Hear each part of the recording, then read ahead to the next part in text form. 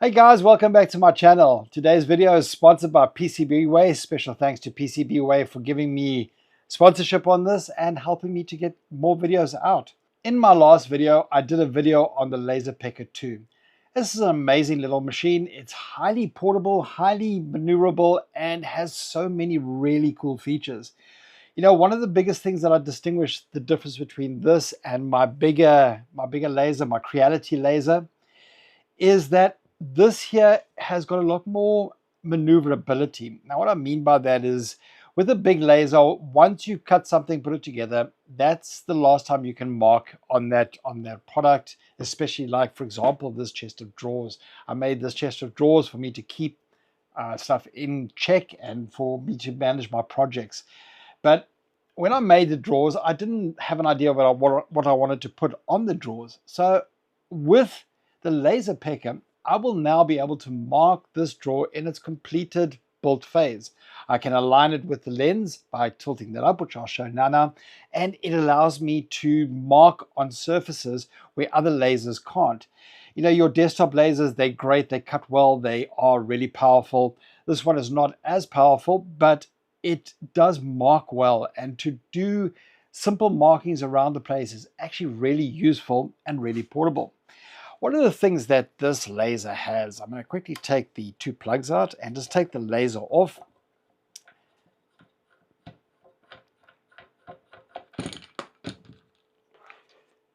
You can use this laser as a handheld laser where you put it up against whatever you are marking. So you can put it up against here and you can mark what you need to mark. In my beautiful tool wall here, which I'll show shortly, I had some markings on there, and what I did is I did it freehand. I held the laser against there, and in this example you can see that I moved ever so slightly while I was doing the lasering. In this example here, this is a perfect marking, everything was perfect, but sometimes I also can't put the laser with the shield on. Now, the shield is a perfect distance away from whatever you want to mark, and sometimes I can't, in gaps that I can't put the laser marker on. So I have been playing around with different ideas, and one of the things that is really, really cool is I have noticed that this hole at the bottom here, this screw, is exactly the same as your standard, I think it's a 1/2 inch or something like that, 1/4 inch, the threaded screw for cameras. It's exactly the same size as the threaded screw for cameras. So it will fit onto a camera stand.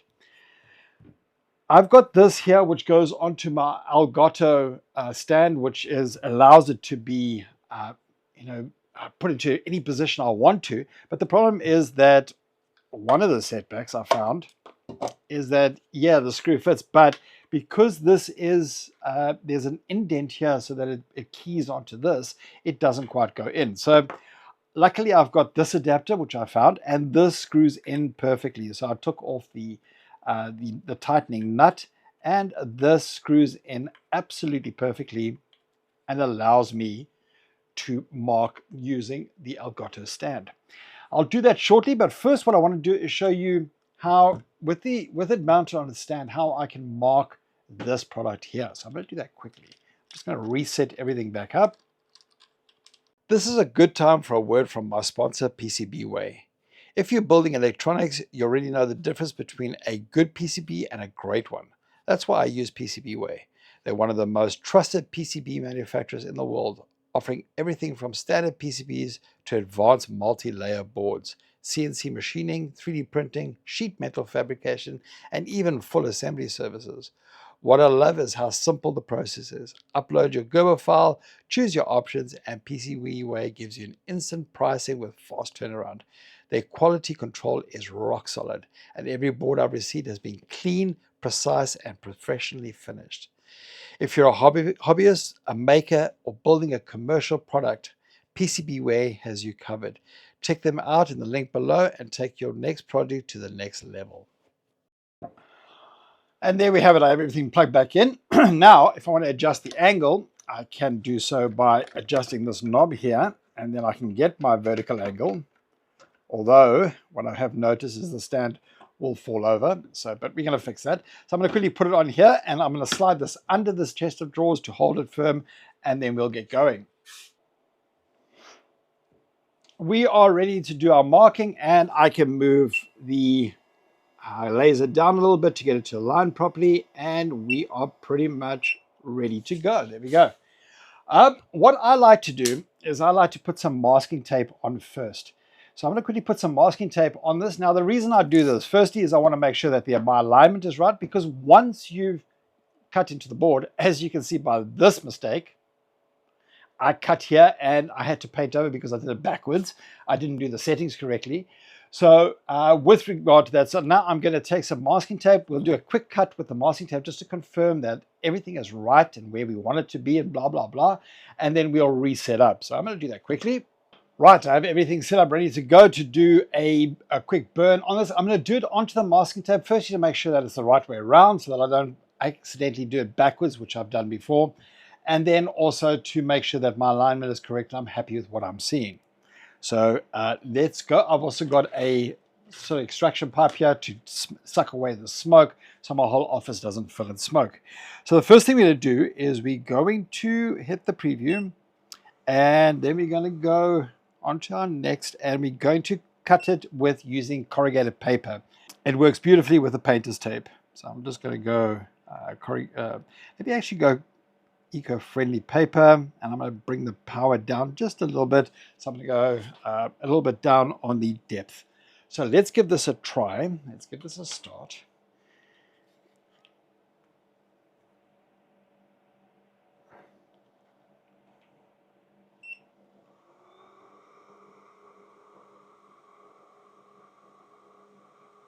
What I'm doing is I'm just going to put in there project 1 because I use these as project boxes, project drawers, okay?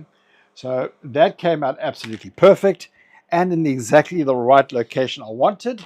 So there we go. We have project now etched into our painter's tape. I can now put the drawer in and we can do it live. So this helps me know that firstly, I did it the right way around, and secondly, that it's in the right position. So let me quickly take the painter's tape off.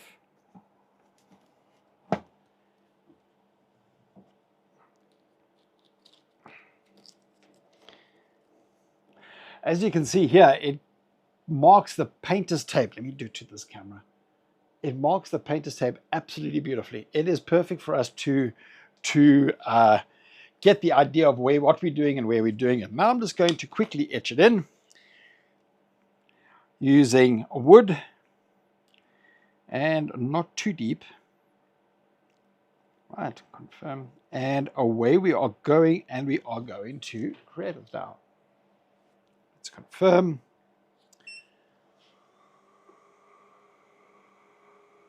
And it is busy engraving into the wood. Now, firstly, as I said before, I would not be able to do this on a large laser because I wouldn't be able to take the drawer apart and redo everything, and it would just not work. But with this LaserPecker, I can go anywhere and we can mark out what we want. So there we go. That is now done.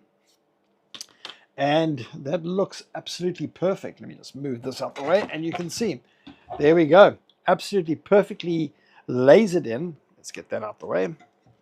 And my first project box is done, which is, I think, just, it's so nice to be able to mark something after I've done making the box. I made the box, and then I thought, these would be nice to actually use as projects. And how I'm using them is project 1, project 2. I can take the drawer out. I can use the stuff that I want to do. I can work on it, put everything back in, and all my electronics is back where I wanted it. So that's the step 1. Now, once we've done that, I'm going to disconnect this.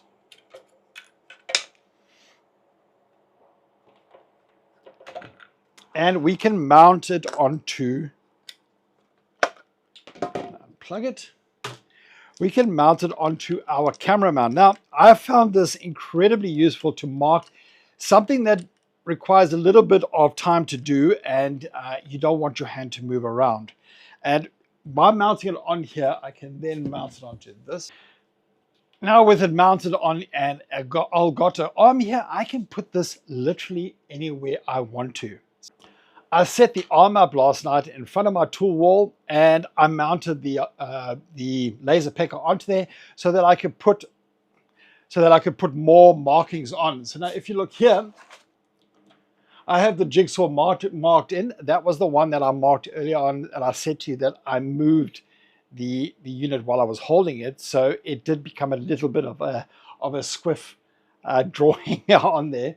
But now I mounted all of this onto the arm. We did the cut, and we got the result that I wanted. So as you can see by this photograph, my wall is now complete with all the markings that I wanted on there. And it's just such a unique, easy way to do things because the laser head is so light. It does weigh a bit, but the Elgato arm is strong enough to hold it in position. So if I need to set up anywhere, I can put on other arms as well to make it align with that on a camera stand. I can put this on camera stands. I've done that already. And all of these little mountings that you can do to make this work in the position that you wanted to do it in, because a lot of times you want to do your engraving in a place that is not your standard easy to get to with a normal laser. So now with this one here, I can run around the house. I can mark cupboards, I can mark drawers, I can mark parts in drawers, all of this with ease with this Elgato LaserPecker 2. I've enjoyed using this so much, and I recently got sent the LaserPecker 4, which I'll be doing a video on very shortly. And these machines are highly capable, highly portable. You can pack this away, take it away to a friend's house and help him with some engraving that needs to be done. And it is such a fun unit to work with. So guys, that's all I have for this video. I hope you enjoyed it. Let me know, and we'll come back soon with a LaserPecker 4 video. And also, I just want to give thanks to my sponsor again.